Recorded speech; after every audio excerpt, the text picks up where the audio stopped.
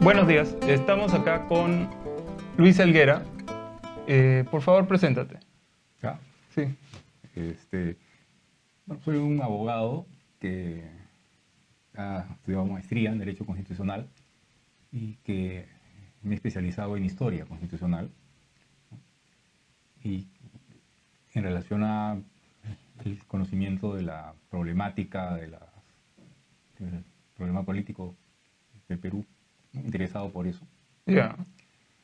Estudié en la Católica, la maestría en la Universidad Católica del Perú, en la Pontificia, y estudié en la Universidad de Lima mi Derecho, y de ahí he hecho investigaciones acerca de historia y historia constitucional peruana, que es a lo que me estoy dedicando ahora, ¿no? He pasado por trabajos en el Estado peruano, como asesor, como consultor, como analista político, he sido profesor universitario de Derecho Constitucional, profesor en los institutos armados también de teoría política, ¿no?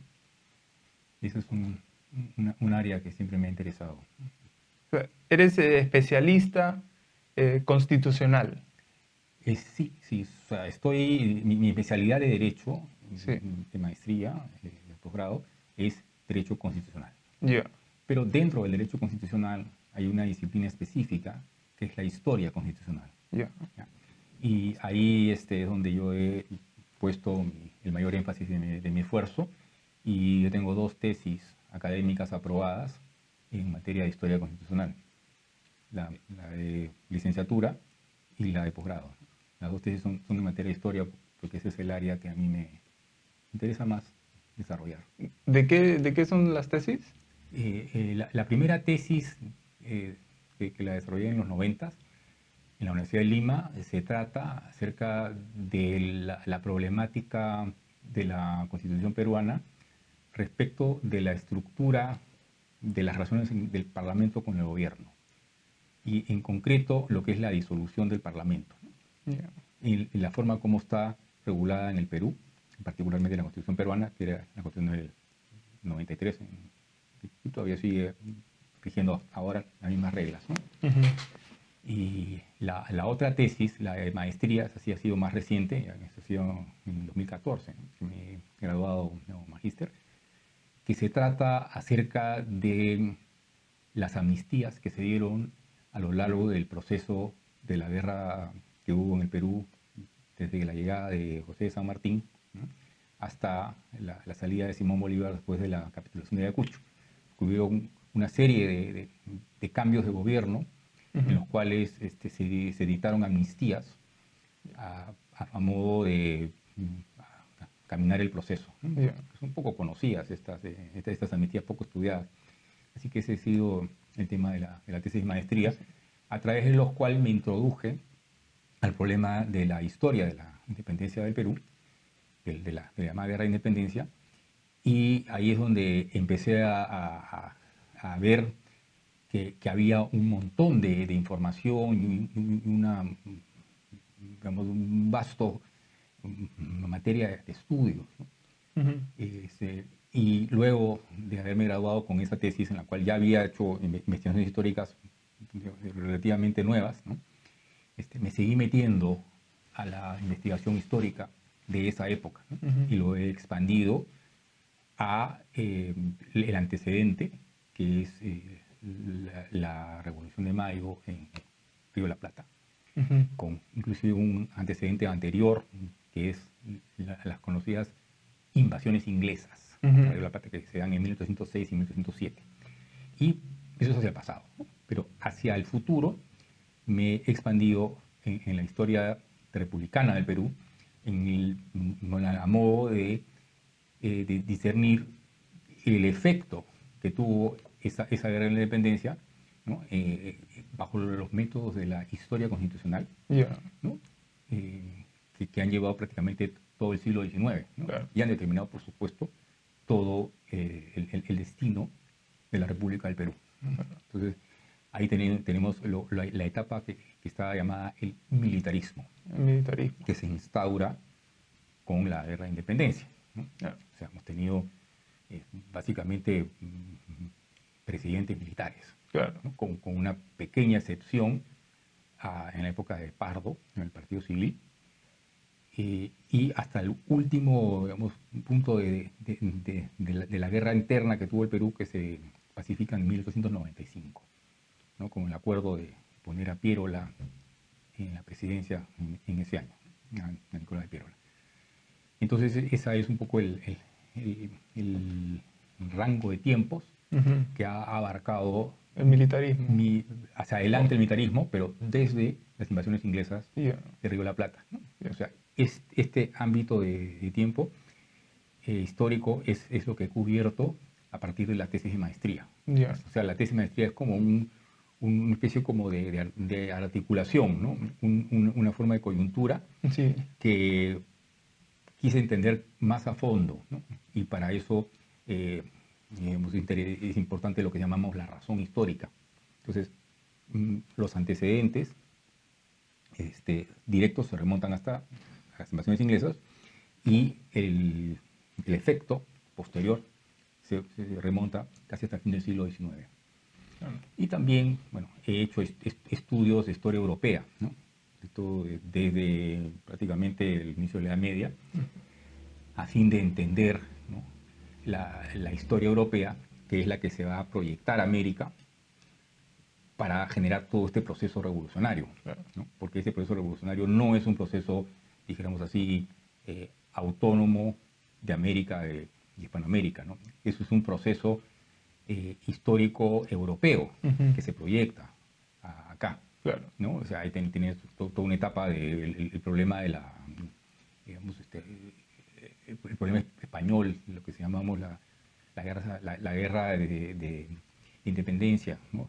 Que es cuando entra Napoleón a España, que es donde hay una crisis de la cual surge la ruptura, o la crisis que se proyecta a la América, claro. Se proyecta a Buenos Aires, se proyecta a lo que es el Alto Perú, hoy día Bolivia. Bueno, antes de entrar a eso,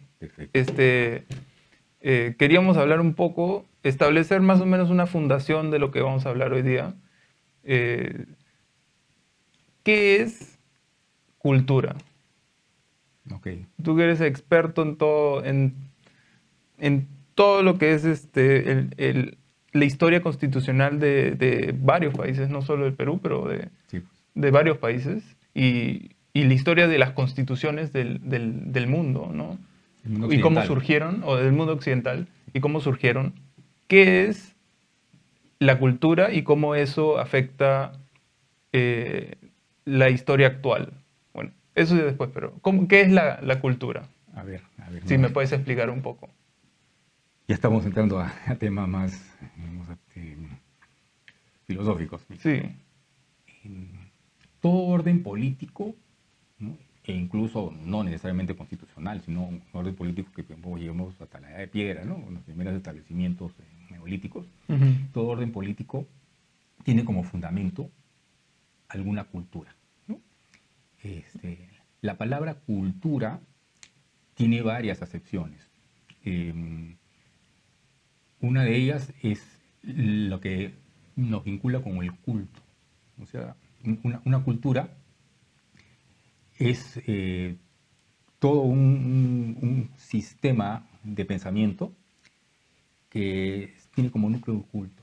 O sea, que son los principios y valores que una sociedad, digamos, valora, para la redundancia, ¿no?, a modo de aglutinante político para poder constituirse como un organismo social.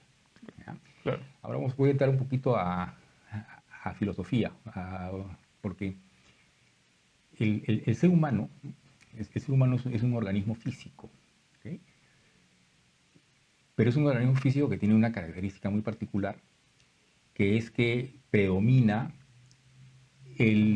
digamos, el cerebro. El cerebro es un órgano bastante desarrollado respecto de otras especies, ¿no?, a donde nosotros tenemos ciertas capacidades espirituales de lenguaje, de raciocinio, ¿no?, que han sido desarrolladas también por una necesidad de supervivencia. Es decir, el ser humano ha desarrollado el cerebro haciéndose social, ¿no? Compartiendo y armando organismos de supervivencia en las cuales hay diferentes funciones todas las sociedades tienen algún tipo de organización. Claro. ¿Ya? Entonces, hay dos niveles de organismo. El organismo de un individuo, que básicamente es lo físico, y el organismo político, que es aglutinado por un sistema de ideas donde hay en el núcleo unos principios y valores a los cuales se le rinde culto como lo más, digamos, importante. Mitologías. Ciertamente el concepto de mitología está totalmente vinculado a eso, especialmente cuando hacemos estudio del pasado, ¿no? Porque nosotros le atribuimos la condición mitológica a los cultos de culturas pretéritas. Nosotros siempre entendemos que la cultura imperante no es mitológica porque es algo en lo cual creemos. Entonces, lo tomamos en serio. Claro. ¿No? Pero, digamos, abstractamente sí vale esa visión, ¿no? Esta visión mitológica. Entonces... estas ideas que unen a la sociedad y crean la sociedad, es la cultura. Esa es la... Sí, ya lo podemos llamar cultura a todo aquello, ¿no? Yeah. O sea, es el fundamento. El fundamento de la sociedad. El fundamento de las sociedades políticas. Claro. ¿No? Y como podrás imaginar, están sumamente vinculadas al tema de las religiones. Claro. Tenemos en la actualidad pues, culturas islámicas, ¿no? Que están políticamente aglutinadas en torno a ideas y creencias religiosas. Claro. Y a su vez también divididas, ¿no? Este tema de los chiitas y los sunitas tiene un sesgo de concepto religioso, ¿no? No vamos a entrar a eso porque no nos conviene, pero lo mismo hay en otras latitudes, ¿no? O sea, como Yugoslavia, bajo Tito, estaba unida a la fuerza, pero una vez que salió el que forzaba a estas diferentes sociedades a estar dentro de una misma sociedad, un mismo país, se rompieron porque sus culturas son diferentes y sus sociedades son diferentes. Claro. ¿No? Sí, yo estaba hablando de un factor muy primario, Yeah. porque existe también otro factor de culto que no es religioso, que es el factor nacionalista, ¿no? O sea, hay grupos que por su tradición, ¿no? Se consideran naciones y se consideran sociedades armadas en razón de tener un pasado común. Y ahí entra precisamente el factor de la historia, porque lo que va a llevar a la concepción de esas sociedades, a la idea que pertenecen a este grupo y tú y yo somos parte de eso mismo, es una historia común. Por eso es que la historia es un factor elemental en los organismos sociales. Claro. O sea, sin historia no hay orden político, ¿cierto? Lo podemos ver en el caso, por ejemplo, del imperio de los incas, ¿no? Que tienen historias las cuales conocemos, ¿no? Que le llamamos leyendas, ¿no? La leyenda de Manco Cápac Mamaogio, la leyenda de los hermanos Ayar, ¿no? Que son factores de aglutinamiento y de generación de cultos, y además también en culturas teológicas, ¿no? Antiguas, ¿no? Existe también ideas de que los gobernantes pertenecen a castas que pueden tener algún tipo de relación con lo divino. O se comunican, claro, o se relacionan con lo divino, o directamente descienden de lo divino. Como los egipcios, los faraones. Los faraones es el caso, ¿no? Y a su vez, la cultura cristiana, o sea, la cultura occidental, está gestada en la cristiandad. O sea, la cristiandad es el crisol fundante de todas las naciones europeas de la cristiandad que se han ido subdividiendo, ¿no? Primero con el gran cisma de Oriente, ¿no? Que separa lo que es la iglesia ortodoxa de la iglesia romana.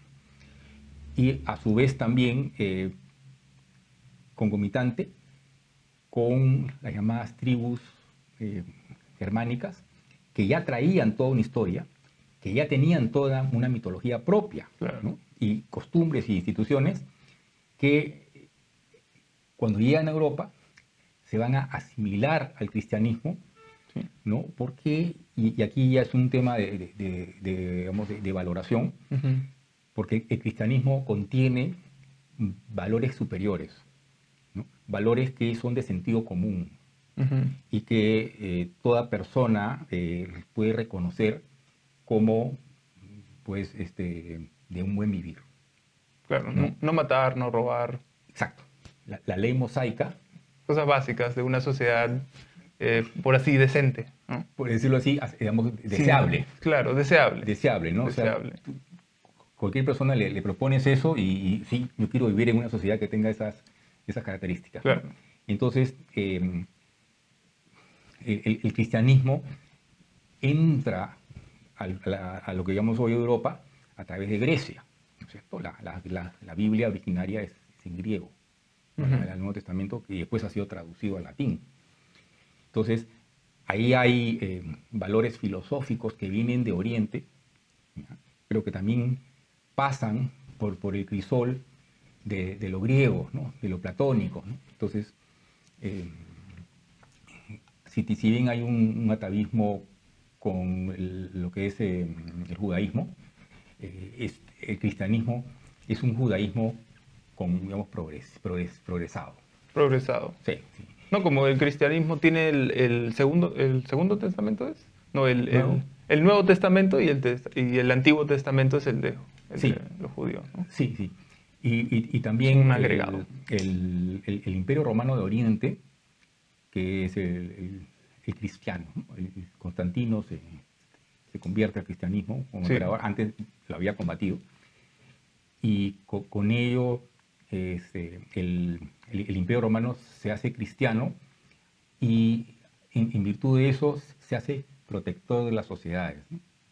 Y aparecen instituciones que cuidan a los súbditos del imperio, y esa es una de las características de lo que es un verdadero imperio. Porque la palabra imperio ha sido un poco abusada, ¿no? Y se ha utilizado para cualquier cosa, e incluso para igualarse a los imperios cristianos. Pero el imperio, a partir de Constantinopla, a partir del Imperio Romano de Oriente cristianizado, es un imperio que tiene como base el cuidar a la población, y sus instituciones eclesiásticas son de comunicación permanente, ¿no? Y el clero es el intermediario en la comunicación con la población cristiana, lo que se llama lo católico significa común, que abarca a todos. Claro. La palabra católico significaba eso, ¿no? O sea, que abarca a todos. Sí. Entonces, ese es un sustrato que prevalece en todos los órdenes constitucionales occidentales civilizados, por lo menos conceptualmente. Es decir, las constituciones, por ejemplo la peruana y muchas de las constituciones, casi todas, ¿no?, contienen un cuidado de la persona, ¿no? El artículo primero de la Constitución peruana nuestra es que el ser humano o la persona humana es el fin supremo de la sociedad y el Estado. Claro. Entonces, ahí ya tenemos un elemento de culto que nos identifica con un pasado muy largo, que tiene muchísimas digamos, derivaciones históricas y formas de manifestación, que está en el núcleo de la cultura, por ejemplo, constitucional peruana ahora, Sí. que es algo en lo cual todo peruano, digamos, sano, cree, ¿no? Creemos en que somos como persona a lo que debe de, digamos, verter el esfuerzo del Estado. Claro, no al revés. No, porque hay sociedades teocráticas Sí. que son invertidas, Sí. en las cuales el culto a Dios está por encima de todo, y ahí hay también conexiones con religiones antiguas, en que, por ejemplo, era necesario hacer sacrificios humanos para, digamos, satisfacción de los dioses, ¿no? Eso está completamente eliminado. O como en Irán, matan a una chica por no usar el hijab. Por ejemplo, ese tipo de cosas. Ese tipo de cosas. Sí. Porque eso es es un valor teológico. Claro, eso ya es por encima del derecho del individuo. Así es. Entonces, por eso es que nosotros no tenemos una comunión de esa cultura con Irán. Somos distintos. Nosotros somos de la cristiandad, que se ha evolucionado y que se han cambiado las formas de ejercicio del poder, no hay ninguna duda, ¿no? Es decir, ya no tenemos a unos reyes que representan, entre comillas, a la divinidad o tienen poderes religiosos. Sí. Pero... Aunque quisieran, creo. Bueno, a veces lo intentan. Pero sí tenemos el valor, el valor del humanismo como gran premisa en el núcleo de nuestra cultura, ¿no? ¿Por qué? Porque nuestro Dios es bueno y nos ha creado para que vivamos una vida plena y feliz. Claro. ¿No es cierto? Claro. Entonces, de ahí surge el orden constitucional y sus principios generales de culto. Y uno de los ejemplos más, uno de los mejores ejemplos que hay de eso es la Constitución de Estados Unidos, ¿no? We the people. We the people y the pursuit of happiness, ¿no? La búsqueda de la felicidad. Está en la misma... Sí, los Estados Unidos es uno de los mejores ejemplos de éxito de la Constitución cristiana republicana, ¿no? Es una sociedad muy, muy interesante en los Estados Unidos, en ese sentido. Y lo que nos diferencia de los americanos, de la Constitución americana y nuestra Constitución, también viene de que ellos fueron influencias conquistados por los ingleses y nosotros conquistados por los españoles, ¿no? Y eso viene de diferentes historias que entran a la sociedad. Bueno, es un punto más complejo.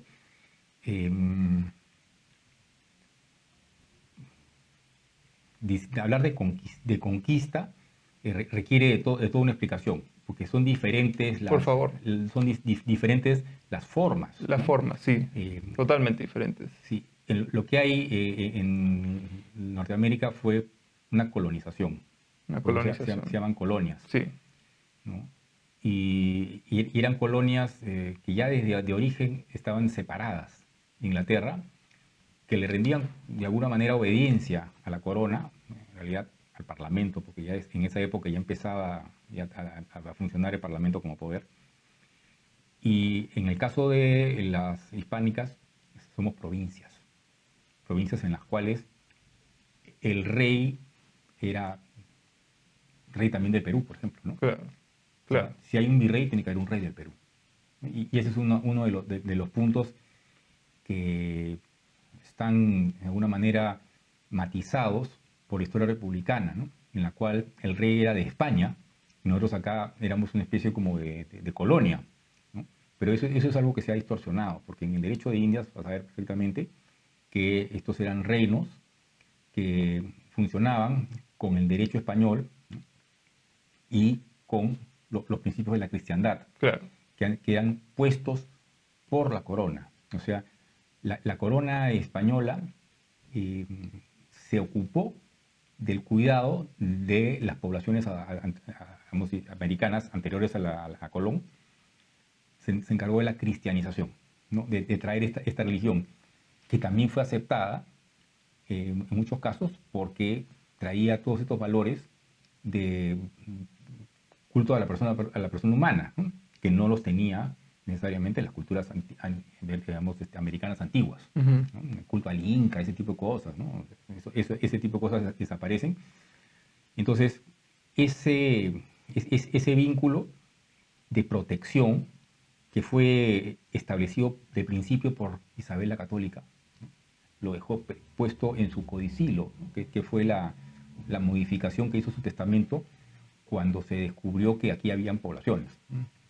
O sea, que dijo que La corona castellana, que era la que se hacía titular de estos reinos. Castilla. Castilla, la corona de Castilla, fueron adscritos a la corona de Castilla, iba a cuidar, ¿no? Y por eso es que la corona española, entre comillas, contrata a empresas que se iban a encargar y que se encargaron de culturizar a los indios, llamados indios. Indios porque se dijo que habíamos llegado a la India. Claro. Como 20 años no se supo que aquí era un nuevo continente y todo el derecho que se fue creando se fue a hablar de indios, ¿no?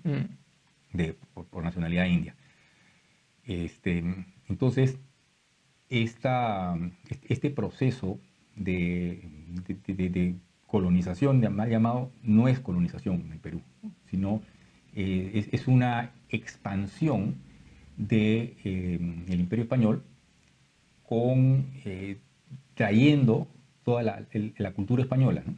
Y estas empresas son 5, pues, ¿no? Son los dominicos, los franciscanos, los mercedarios, los jesuitas y los agustinos, que se llaman órdenes. En la Edad Media y moderna también, en Europa, las órdenes son como empresas públicas de actividad, ¿no? Las que hacen las cosas, claro. y hay todo evangelización. Todo tipo de órdenes. Y son autorizadas también hasta guerras. Por el Papa, por ejemplo, ¿no? O sea, sí. La guerra que había entre la orden de templarios y la orden de hospitalarios, ¿no? Pero esa es la gran diferencia, ¿no? O sea, la corona inglesa o el Parlamento de Inglaterra no se ocupaban de esas colonias, ¿no? Esas colonias se gobernaban a sí mismas, tenían sus propios gobernadores, tenían sus propias asambleas, ¿no? Y trajeron a América su poder judicial. Con todo, sí son una sociedad cristiana, se fundaron precisamente saliéndose de las guerras de religión en Europa, queriendo eludir, ¿no? O sea, salvarse de lo que justamente comenzaría en 1606, ¿no? Se embarcaron hacia América los primeros barcos trayendo colones de Inglaterra, pasando por Holanda, y luego, poco tiempo después estalló pues, la Guerra de los 30 años, que es la gran guerra religiosa europea, ¿no? Sí. Más o menos explica la Guerra de los 30 años, un poquito, un breve resumen. La Guerra de los 30 años, ok.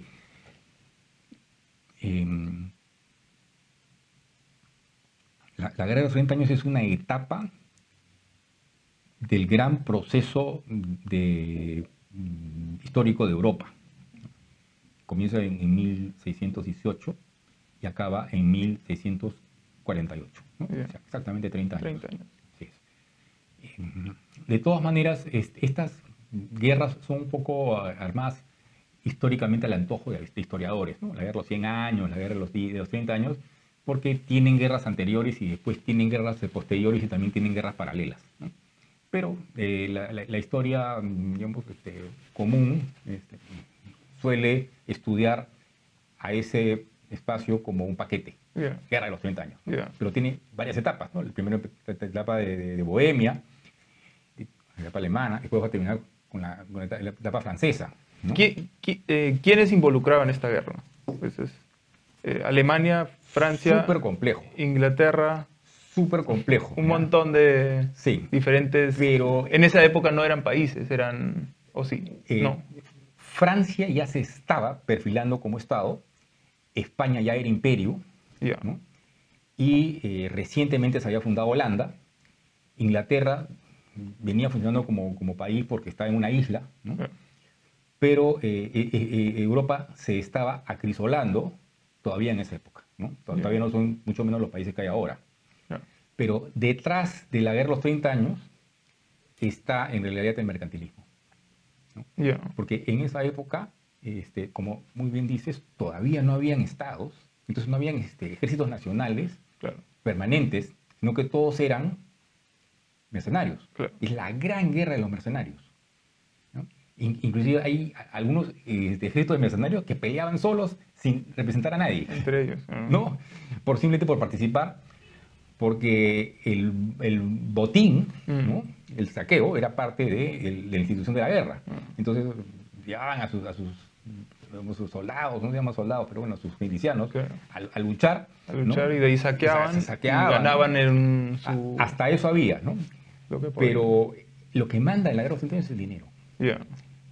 Y ya es una etapa en la cual ya el dinero está bastante bien, digamos así, consolidado como medio de cambio, ¿no? O sea, ya tenía mucho tiempo funcionando así.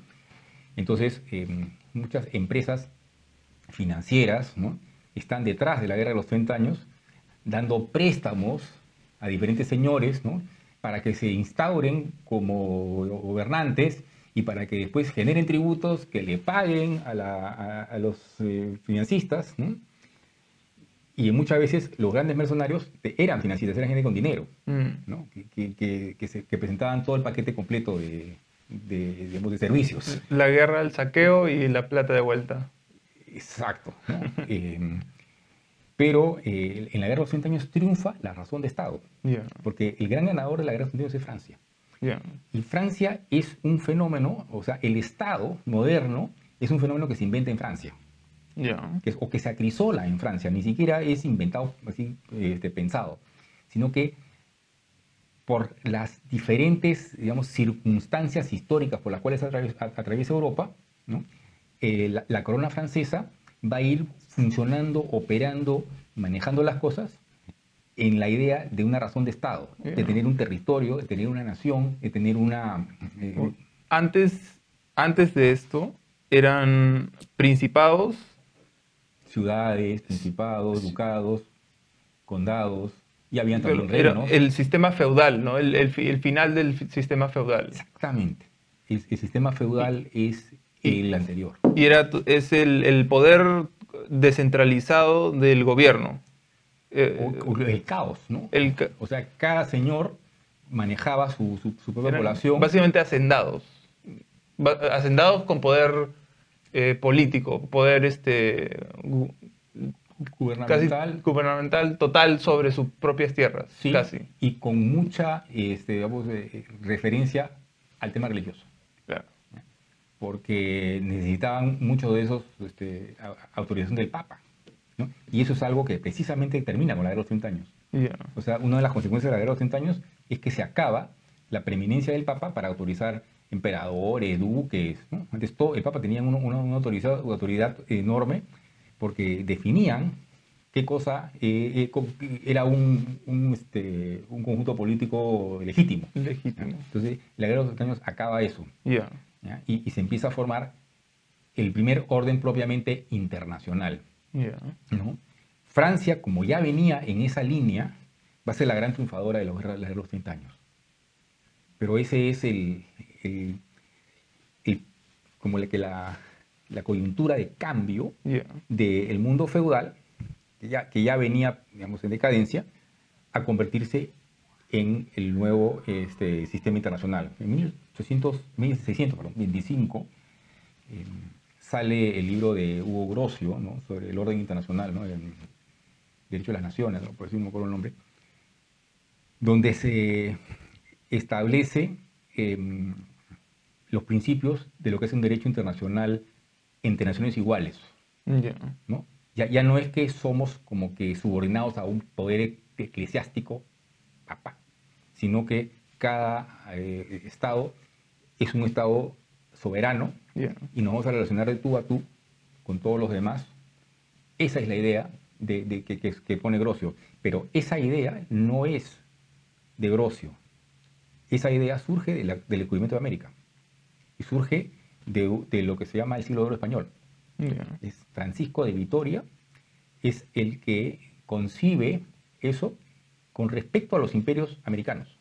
¿No? O sea, Francisco de Vitoria se encuentra con naciones, entre comillas, que no son subordinadas al Papa, ¿no? Y que hay que tratarlas como de igual a igual, ¿no? sin someterlas al Papa. ¿Ya? Por eso es que este es un tema bastante complejo. En la estructura del Reino del Perú hay dos repúblicas, ¿no? La llamada República de Indios, la República de Españoles. Yeah. La República de Indios tenía su propia nobleza, su propia, sus propios órdenes religiosos, Yeah. ¿no? Aunque había una asimilación cristiana. Yeah. Pero ahí hay un principio de relaciones internacionales paralelas, ¿no? Después fue copiada por Grocio, que era holandés, en su libro. Y ya. Entonces, ¿cómo podemos explicar esto mejor? Estamos en la cultura. Estamos en la cultura. Sí. Seguimos ahí. Sigamos, sigamos. ¿Cómo la cristiandad se presenta en España en estos pre-conquista, pre-venida a las Américas? Sí, es una pregunta fundamental, porque España va a funcionar, inclusive en Europa, como la verdadera continuación del imperio. Ya. O sea, el imperio de Roma pasa a Constantinopla, de Constantinopla se cristianiza, pero hay todo un proceso histórico europeo por el cual el occidente europeo se va a apartar del Imperio de Oriente, el Gran Cisma de Oriente. Particularmente los francos van a elevar al obispo de Roma a una condición prácticamente de monarca papal, ¿no? A través de el Imperio Carolingio, que va a ser fundado, Carlomagno, por la coronación que le va a dar el Papa, no recuerdo el nombre, en el año 800. Entonces, ese es el Imperio Carolingio. Posteriormente va a haber un imperio que se llama Sacro Imperio Romano Germánico en Alemania, que también va a tener la misma pretensión, ¿no? De ser la continuación del imperio en Occidente. Pero conforme pase el tiempo, ¿no? El imperio franco va a dejar de ser imperio y se va a convertir en Francia, que es una república, un estado, ¿no? Ahora es república, pero, y hablo de república porque dentro de una monarquía estatal bien armada hay la idea de una república, ¿no? Inclusive la primera vez que se habla de república en la Europa moderna, en el siglo XVI, es por un teórico francés que se llama Jean Baudin, que habla de un libro que se llama Los 6 libros de la República, y que es la manera de cómo organizar una monarquía bajo principio de Estado. Entonces le llama república a lo que es una monarquía. Por eso dentro de toda monarquía bien armada hay una república. Consecuencia, estamos en esta idea del imperio continuado en Europa. Pero cuando comienza el siglo XVI, quien se va a comportar como imperio cristiano va a ser España. ¿Ya? Inclusive cuando se corona emperador Carlos V, más o menos por el 1519, va a tener el título de emperador del Sacro Imperio. Los electores lo van a nombrar a él, ¿no? Los 7 electores de la Gula de Oro lo van a nombrar a él emperador. Pero él mismo se da cuenta de que ese imperio era problemático, ¿no? Y que no le daba realmente poder, sino que más bien hacía mucho caos, ¿no? Por lo, digamos así, disgregado que estaba el Sacro Imperio y un montón de problemas de religión, porque ahí es donde surge el luteranismo, ¿no? Entonces él separa al título de archiduque de Austria, que se lo da a su hermano Fernando, y a España le deja, digamos, a su hijo Felipe, que Felipe II le deja España, los reinos de España, más lo que son los Países Bajos, o sea, Holanda y Bélgica, ¿no? Y también Luxemburgo. Porque se dio cuenta de que la continuidad del imperio en realidad le correspondía a España. Entonces, España va a ser el verdadero imperio romano del mundo moderno, con todos los cambios que ha habido.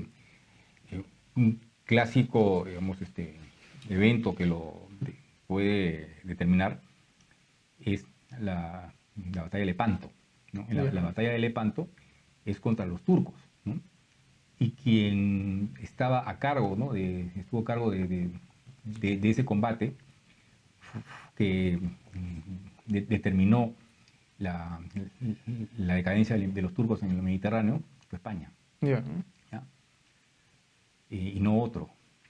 Entonces, ¿por qué? Porque estaba en defensa de la cristiandad y tenía el poder para hacerlo. Ese fue... ¿quién participó en esta batalla? ¿Fue mandada por el Papa o fue...? Sí, supuestamente el Papa... sí, el Papa convocó, era una especie de cruzada, ¿no? No hay tanta cruzada, pero bueno, mucho después de las llamadas cruzadas de la Edad Media. Ya. Pero sí fue convocada por el Papa, precisamente. Y el Papa, ¿cómo el Papa convocaba esta guerra o estas guerras? Por bulas. Y llamaba a los reyes. Sí. Llamaba a los reyes, decía, tengo acá...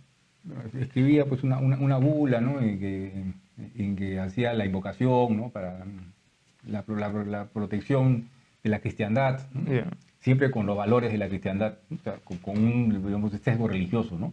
Frente a los turcos que no son cristianos, ¿no? Que asumían la religión árabe, musulmana. Sí, esa era la fórmula, ¿no? Entonces... y acá sale ganador España. Sí, la cristiandad, porque la cristiandad. Va a haber apoyo de otros en la batalla de Lepanto. Yeah. No solamente es España sola, Yeah. sino que el imperio todavía englobaba otras localidades. Aparte de que España no era solamente la península, ¿no? También tenía otras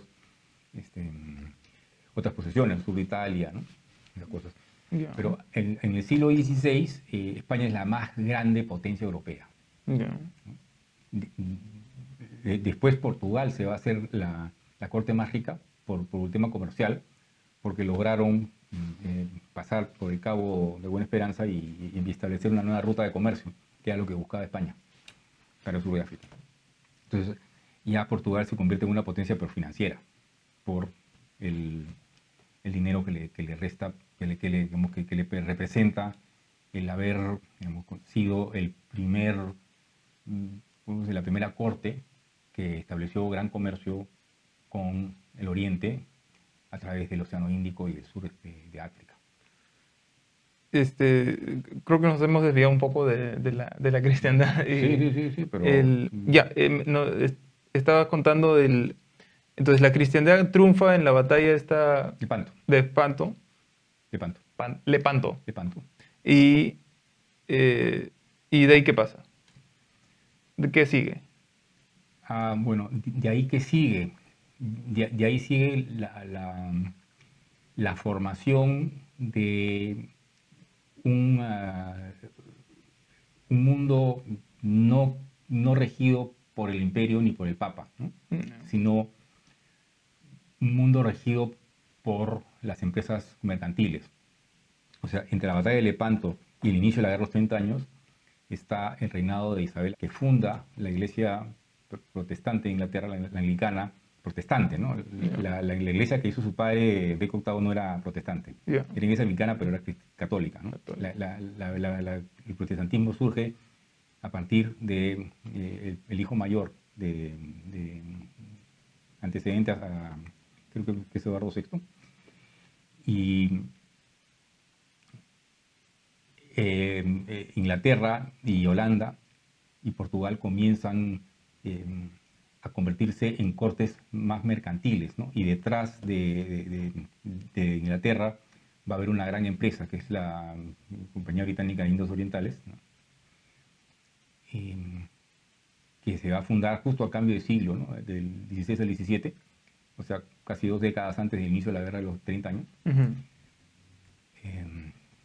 Y que va a ser un marco, digamos, determinante para lo que va a ser el siglo XVII, ¿no? El siglo XVII es como la empresa privada comienza a tomar mucho más poder como factor de manejo de los sistemas políticos europeos. Yeah. ¿Ya? van a terminar con la dinastía Estuardo en Inglaterra. Ya. ¿No? Y van a convertir a Inglaterra en el asiento de la más grande transnacional de la época, que es esta Compañía Británica de Indias Orientales, y que va a tener un poder inmenso sobre el Estado de Inglaterra, que no se llama Estado, pero llamémoslo para entenderlo. Isabel Tudor, a fines del siglo XVI, le da prerrogativas a la Compañía Británica de Indias Orientales. Inclusive las colonias inglesas de Norteamérica se van a independizar, creo yo, de la Compañía Británica de Indias Orientales, ¿no? Hay el famoso Boston Tea Party, que botan el té al mar. Ese té era de la Compañía Británica de Indias Orientales, ¿no? Que comercializaba en Norteamérica con, digamos, privilegios dados por el gobierno de Inglaterra. Entonces, y eso es lo que genera la llamada guerra de independencia de los Estados Unidos, ¿no? Que es más complejo que eso, porque ahí interviene mucho Francia, ¿no? Es una guerra de Inglaterra y Francia a la cual se suman las colonias con Francia contra Inglaterra. Entonces, sí, este es todo esto que estamos hablando, ¿no? Es un antecedente histórico, una razón histórica de lo que va a pasar en Hispanoamérica cuando lleguen a Buenos Aires lo llamadas invasiones inglesas. O sea, las invasiones inglesas vienen con toda esa mochila, ¿no? Claro. Con toda esa mochila. Es más, la invasión inglesa de 1806 zarpa de una isla que es una posesión de la Compañía Británica de Indias Orientales, ¿no? Estoy no acordarme el nombre, ahí donde Napoleón falleció. No recuerdo tampoco. En Italia. No, ese es el anterior. Ese es cuando después se volvió a ser emperador. Pero la última, ¿no? O sea, después de los 100 días. Sí, ahorita me acuerdo. Y es de ahí que zarpa, ¿no? Y zarpa con soldados de la Compañía Británica de Indias Orientales, a los cuales visten con los mismos colores del ejército inglés, pero cambiados de prenda, ¿no? O sea, las polainas y las chaquetas tenían invertidos los géneros de color para no usar el ejército, el uniforme del ejército, que no podían hacerlo, porque era una compañía privada, ¿no? Claro.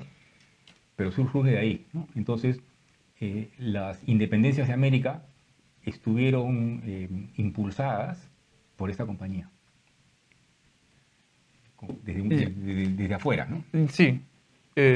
Antes de llegar ahí, creo que hay que continuar con la cristiandad. Sí, pues. ¿Cómo la cristiandad se presenta en Hispanoamérica? La cristiandad es traída por los conquistadores. ¿Ya? Es decir,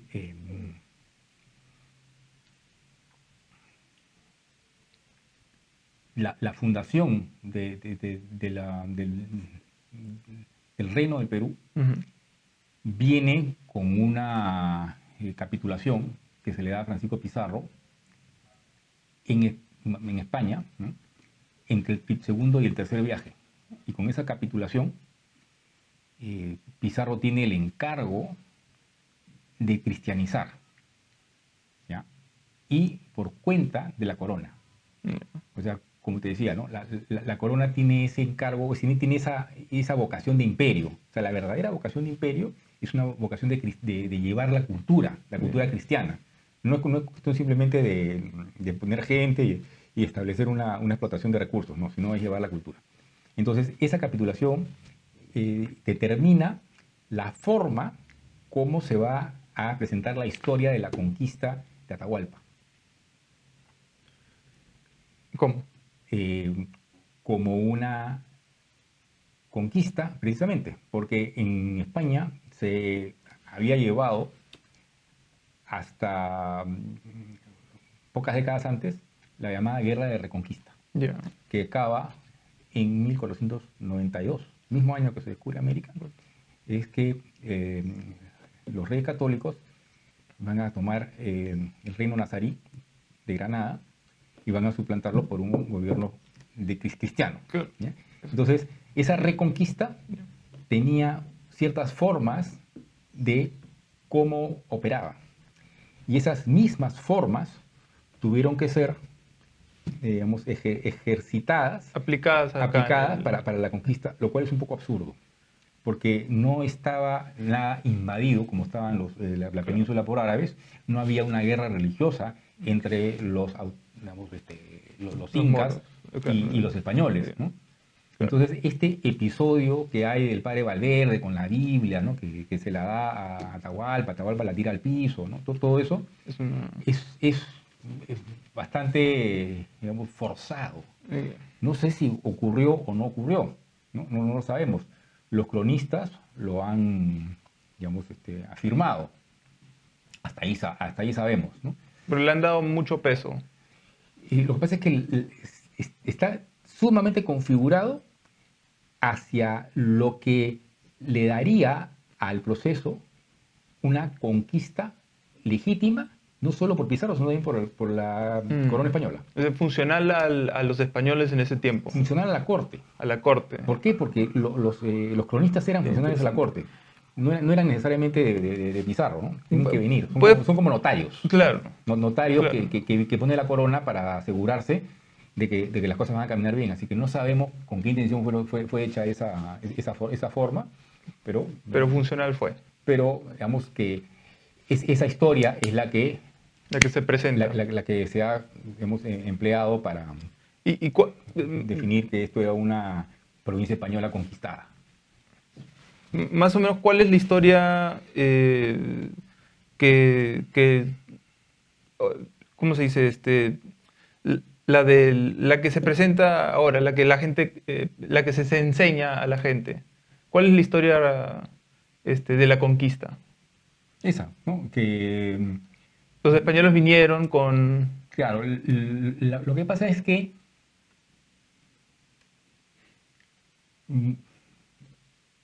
las cosas no son tan simples y la cultura tiende a historias simples. Es uno de los, digamos, de los características de las culturas populares. Sí. Entonces, se pinta a la conquista del Perú como algo monolítico, ¿no? Pero en realidad había un montón de facciones que estaban muchas veces en contienda entre ellas. Yeah. Por lo general todos estaban contra todos. Bueno, la verdad, mataron a Pizarro casi inmediatamente después. Claro, también Almagro. Sí, y después Almagro. Y además el rey de España mandó un ejército acá con Cristóbal Vaca de Castro, claro, para controlar a Gonzalo Pizarro. Sí. Entonces... Pero lo que quería hacer es pintar más o menos cuál es la historia aceptada, la historia que se cuenta, y de ahí ir de nuevo atrás y recontar con esta perspectiva.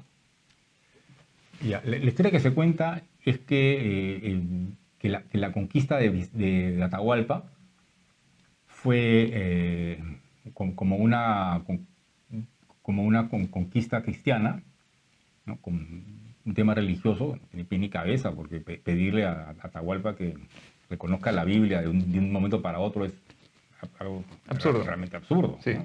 Obviamente. En consecuencia, sí, pues, o sea, eso tiene doble cara, porque por un lado beneficia a la corona española a los efectos de que esta era una conquista encargada por el rey de España a Pizarro. Pero al fin y al cabo también se convierte en una leyenda, digamos, un poco de una especie de conquista injusta. Y no solo eso, tengo entendido que son 125 los conquistadores que vinieron y conquistaron todo el imperio inca ellos mismos, aparte. Sí, ¿no? Ahí también hay una serie de contradicciones, ¿no? Entonces, quien se encarga de hacer un poco de cirugía a esa historia es Túpac Amaru II. Túpac Amaru II envía en su época, ¿no?, un escrito a la audiencia de Lima en la cual explica que Atahualpa no era el Inca. Claro. ¿no? Pero vamos a regresar a eso, vamos a regresar a eso. Bien. Entonces, la historia que se cuenta es Pizarro y su grupo de conquistadores vienen a América, a Sudamérica, y instauran, llegan a Cajamarca, capturan a Atahualpa, se roban el oro, la plata, de ahí lo matan, y de ahí decapitando el imperio inca, toman el poder de todos Exacto. sus terrenos. Claro, eso es más o menos lo que la historia normal que cuenta, pero ahí Claro, hay una serie digamos, de fraccionamientos. claro. Hay una historia un poco más elaborada y que es conocida, eh, que,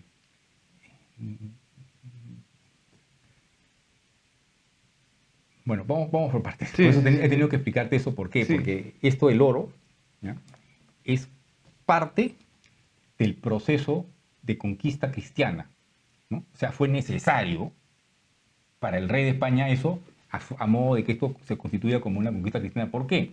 Porque la reconquista española ujú, tenían como institución cristiana el rescate, ¿ya? ya, La historia ha cambiado el rescate como que era un rescate de un secuestrado, ya, ¿no?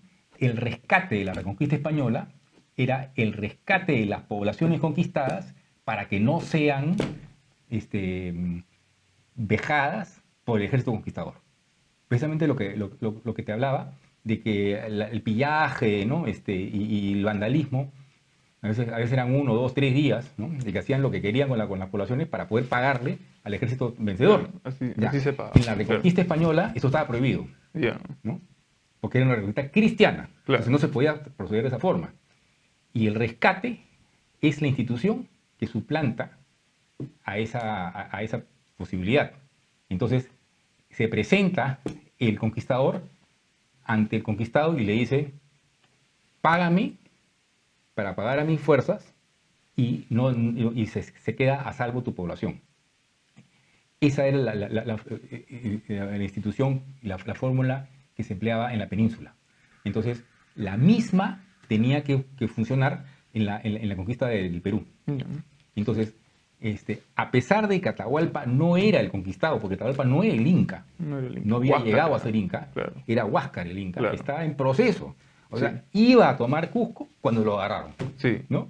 Piña, pero no sí, era el Inca. sí. Entonces, pero para poder llevar esto a una fórmula de conquista cristiana, le tuvieron que pedir oro y mandarle el quinto, o sea, el 20% a España, que se lo iba a llevar Hernando, ¿no? Mm, Hernando Pizarro se va a embarcar con un montón de oro y va a llegar a España y le va a decir: aquí está el quinto, hemos hecho la conquista, ¿no?, hemos logrado esto, y entonces esto de acá es un reino español conquistado. Ya, conquistado con sello. y Sí, en orden, ¿no? ya, sí. O sea, está en orden a la normativa de conquista. Ya. Entonces, para eso viene esto de la conquista, aparte que también se repartieron el oro, ¿no?, que era algo funcional. También se llevaron el oro del Cusco, cuando llegaron al Cusco, Claro. ¿ya? Y era parte porque estos conquistadores era como una campaña mercantilista, ¿no? O sea, que vas, tú inviertes tu dinero, Había de todo. vas y recuperas tu inversión, por así decirlo. Claro, pero hay o sea, hay unos Ah, que lo recuperaron de inmediato. claro, O sea, agarraron su oro y se fueron. claro, Y hay otros que, como Pizarro, decidieron quedarse e instaurar un reino, ¿no?, que es otro tipo de beneficio, claro.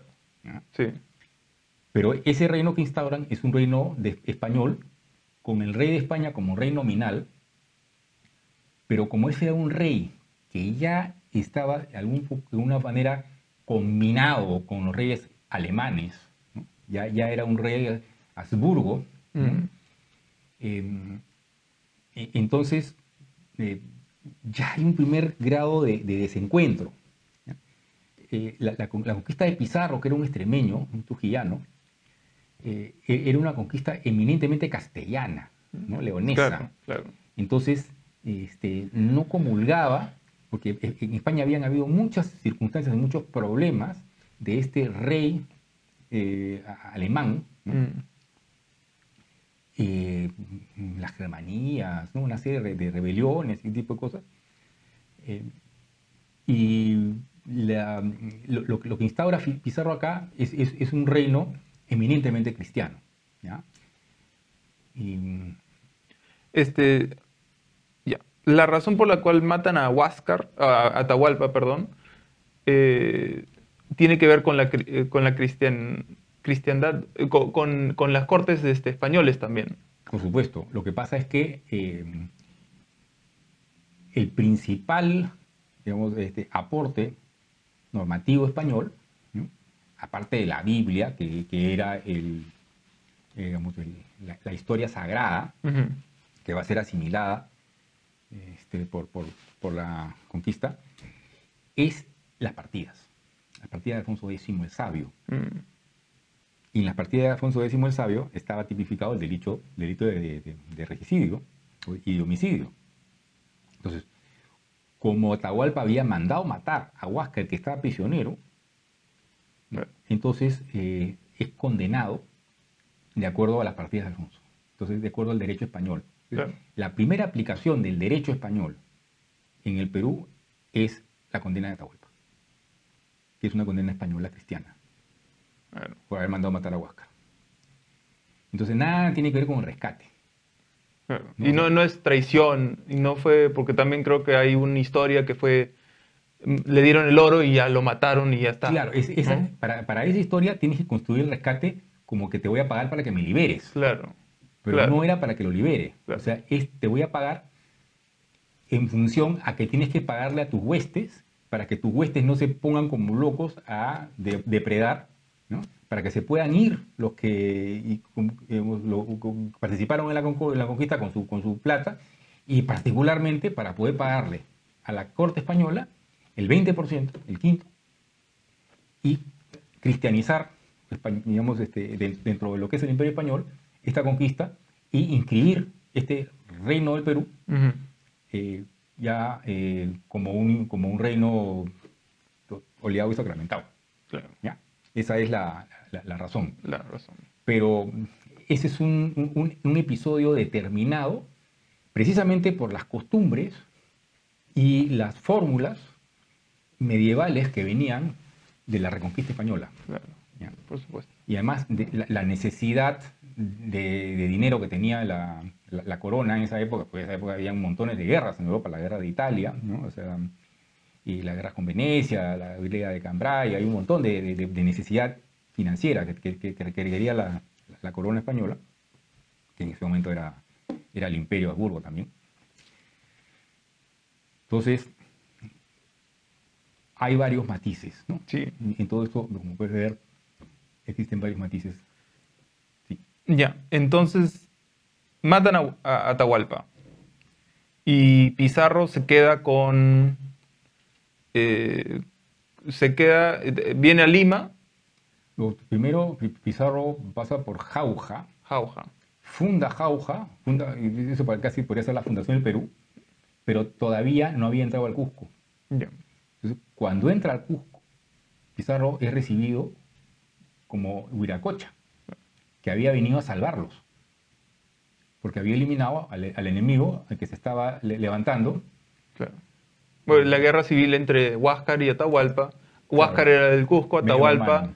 era de Quito, O Cuenca. pero con la base en Cajamarca. Que estaba en Paso, de Paso en Cajamarca, Había... estaba viniendo al Cusco, Sí. pero era de Cuenca, ¿no? O Ecuador. Tenía todavía que conquistar Cusco, Atahualpa. Tenía que tomar el poder. Tomar poder...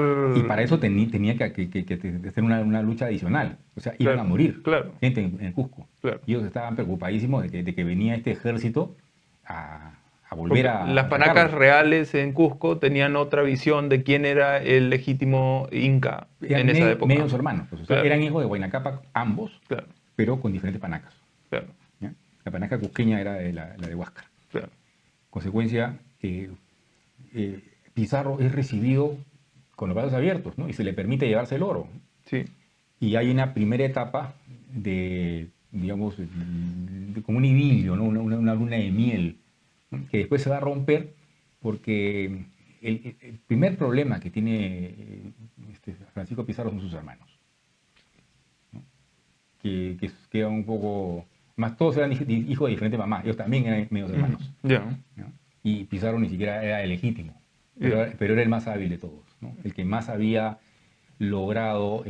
Pizarro tenía toda una experiencia en Panamá, toda una experiencia en el Caribe, Sí. y trae a sus hermanos fresquitos de la península, que no tenían pues ningún entrenamiento, no sabían lo que estaban haciendo, ¿no? Digamos, ahí el preparado era Francisco. Entonces, Hernando Pizarro manda a matar a Almagro.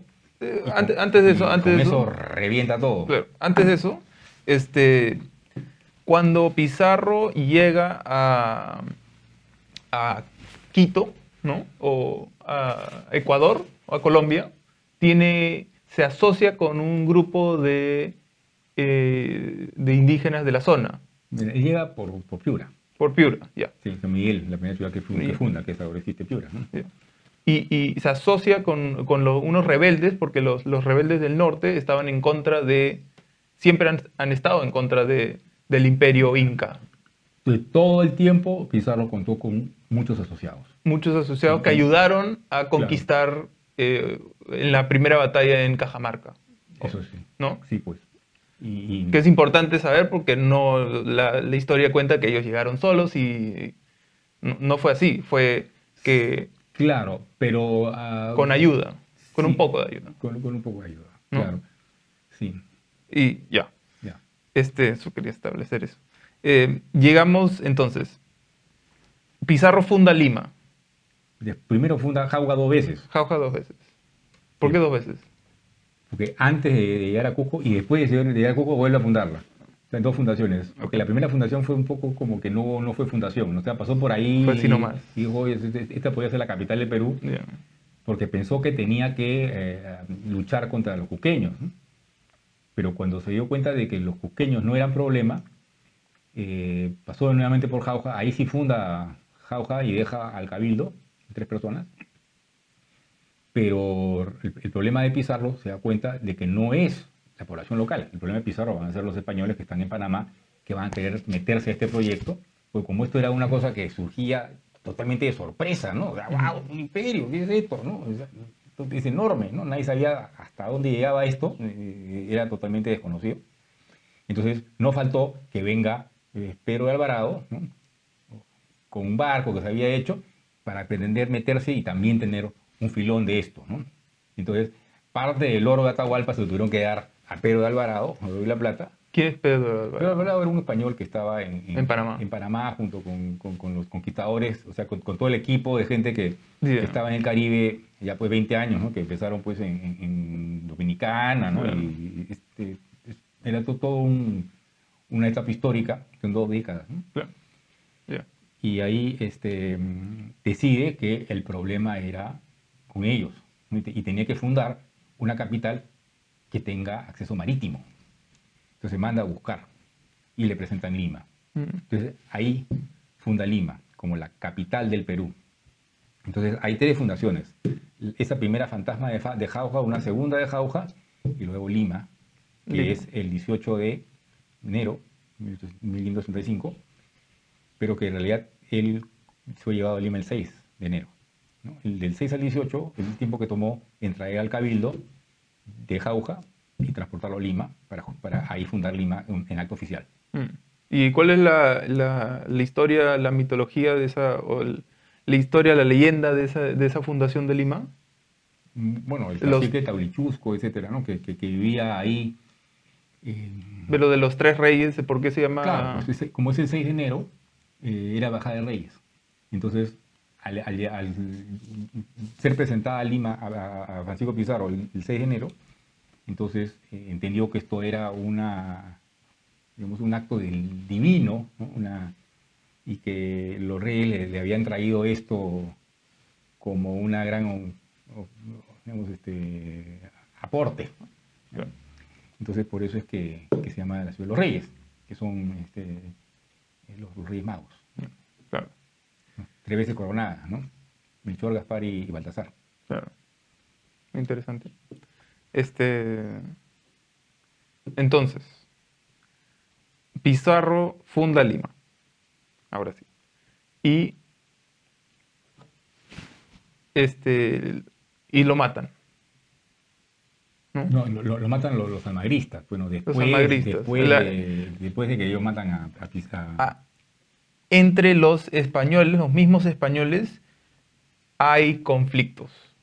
Siempre. Siempre hubo. Siempre hubieron. Siempre hubo. O sea, los dos conquistadores son Pizarro y Almagro. Y los dos querían el Cusco. Yeah. Y ese es el gran pleito. Yeah. ¿no? Y inclusive hay diferentes capitulaciones que España divide, o sea, la corte del Consejo de Indias divide la conquista en zonas. ¿no? Pero tenía muy poco acceso a determinar la realidad, o sea, podía firmar cualquier papel, pero lo que realmente iba a funcionar es lo que iba a darse acá por el poderío que tenga cada uno. Entonces, los Pizarros terminan venciendo a los Almagro. ¿no? Los Almagro terminan perdiendo todo.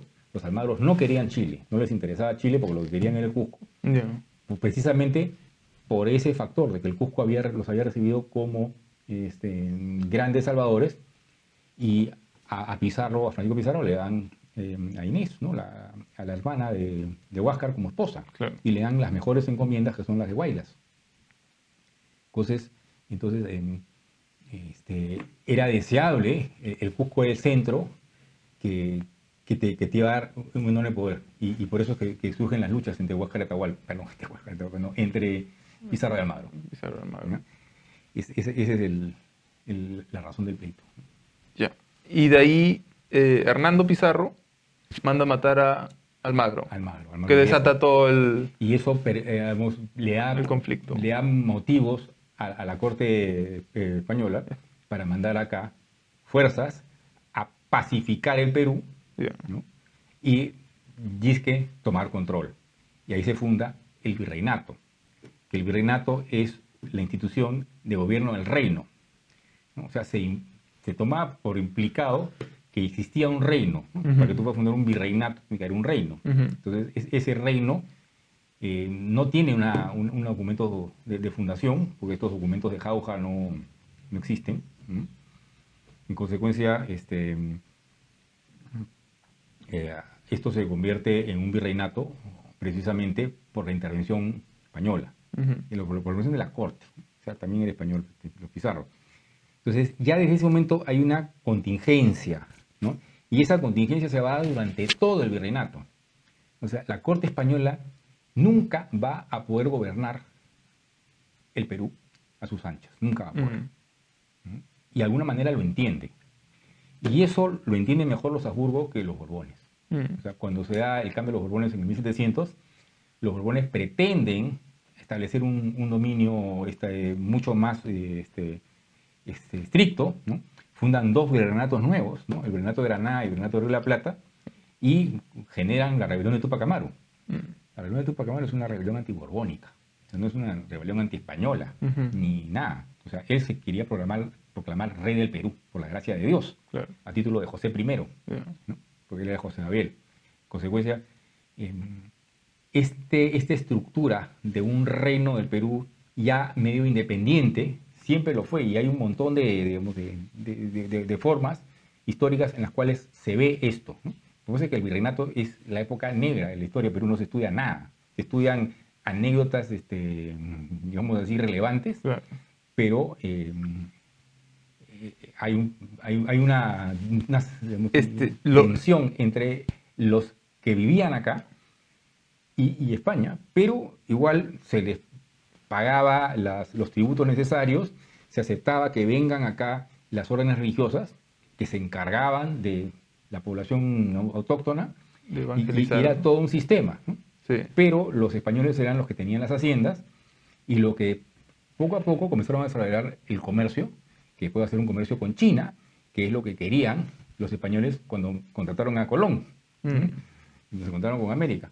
Entonces, Lima va a ser un centro de comercio importante, ya más adelantado, o sea, no en la época de Pizarro, sino mucho después.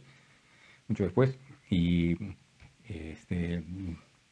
por eso es que esto es algo que también tiene una estructura de cierta complejidad. Entonces, si tú reduces a que el Perú estaba gobernado por el virrey, que disponía, lo hacía lo que le daba la gana, ¿no? Entonces no vas a tener una historia correcta.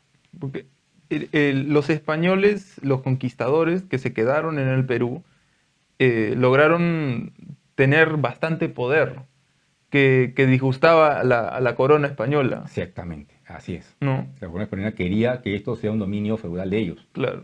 Que cada uno, o sea, esa es la época en que ya había pasado la guerra de los 30 años. El fin del feudalismo en Europa. No, pero no había pasado la guerra del Perú, porque había pasado otras guerras claro. en Europa. No, entonces ahí me equivoqué.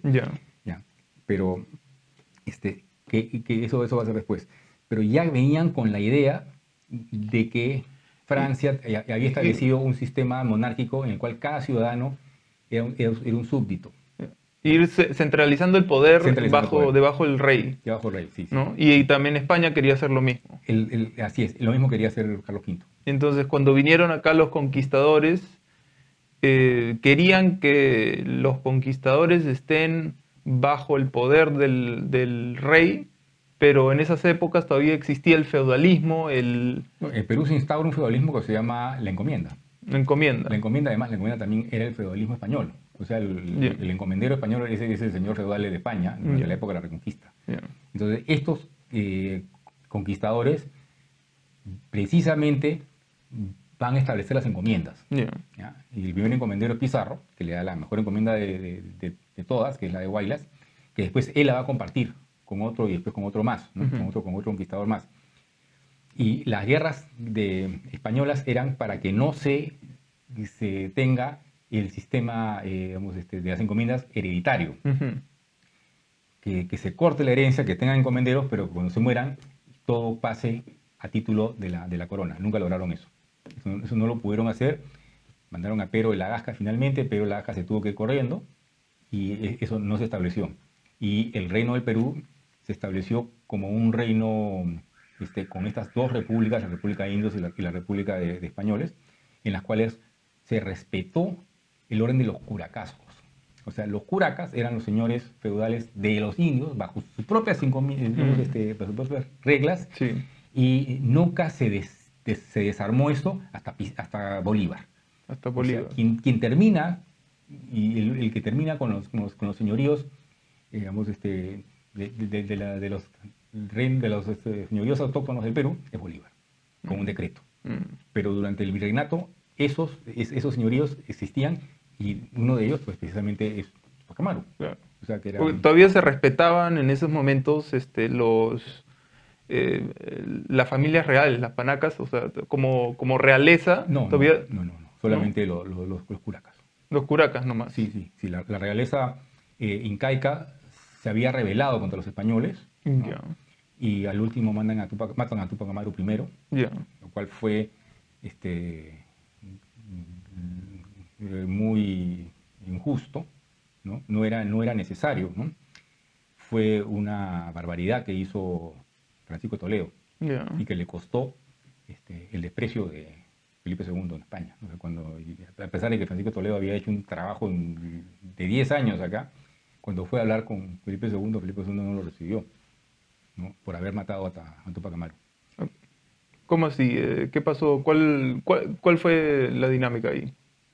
¿Cuál fue la dinámica? O sea, ¿por qué lo mató? Habían unas rebeliones. Para que no exista un posible heredero en torno al cual se pueda rebelar el pueblo autóctono, lo cual era innecesario, no iba a pasar. ¿Ya? No iba a pasar porque los curacajos estaban bien establecidos. Entonces no iban a tener fuerzas milicianas para poder armar una rebelión.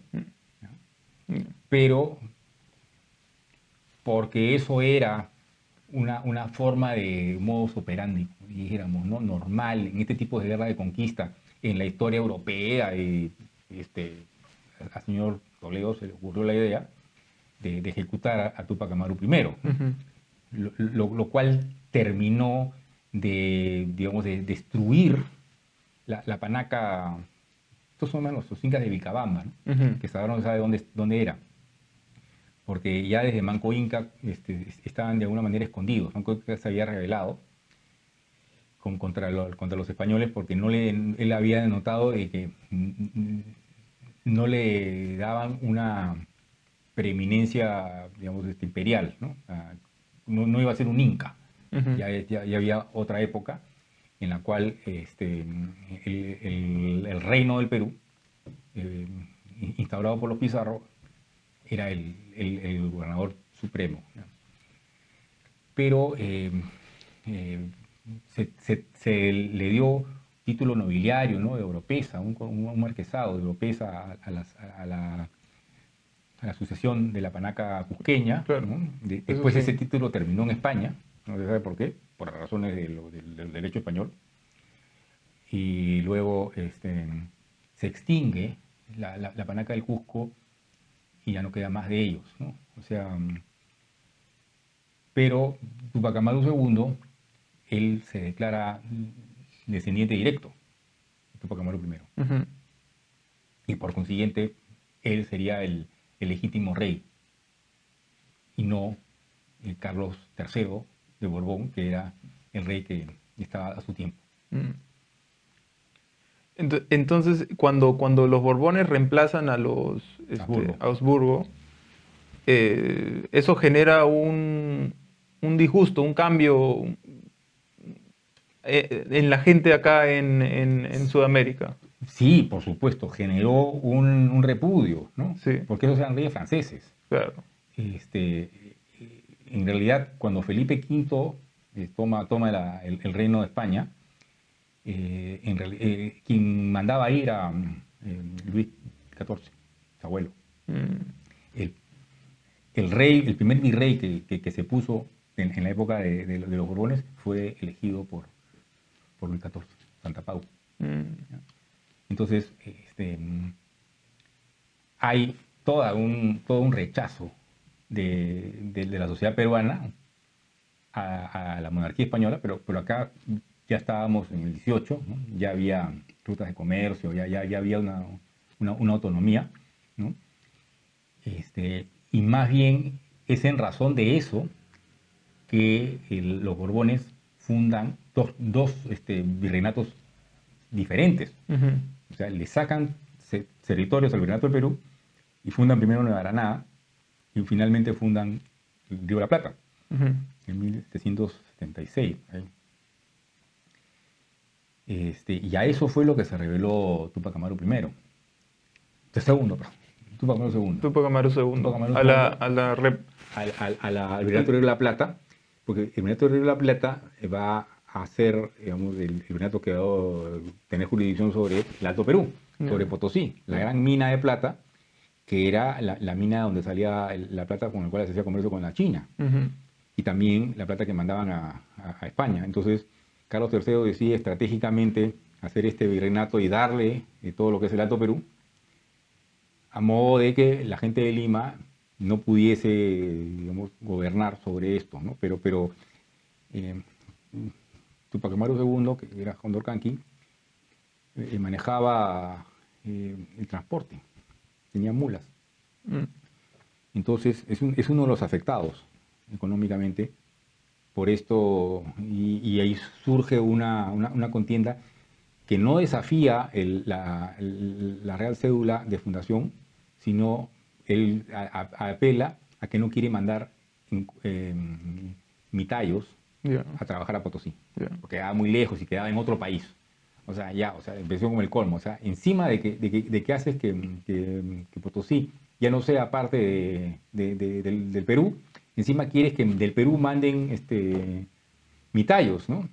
Entonces, eso tenía toda lógica, ¿no? O sea, ya este virreinato es otro, ¿no? Ya manéjense ustedes como puedan y no me pidan mitayos a mí. Eran como 3 mitayos que iban, porque no habían muchos mitayos. La mayor parte de mineros de Potosí eran contratados, eran empleados con sueldo. ¿Qué es un mitayo? Un mitayo es una persona que va a prestar un servicio por cuenta de la sociedad. O sea, que va a trabajar para la comunidad. Es una institución propia del Perú antiguo. Okay. Creo que acá estamos bien por hoy. Ya. ¿Te parece? Claro. Y a ver qué hacemos con esto. A ver. Dale. ¿Ya? Ya. Muchas gracias. Hasta la próxima. Ya, excelente.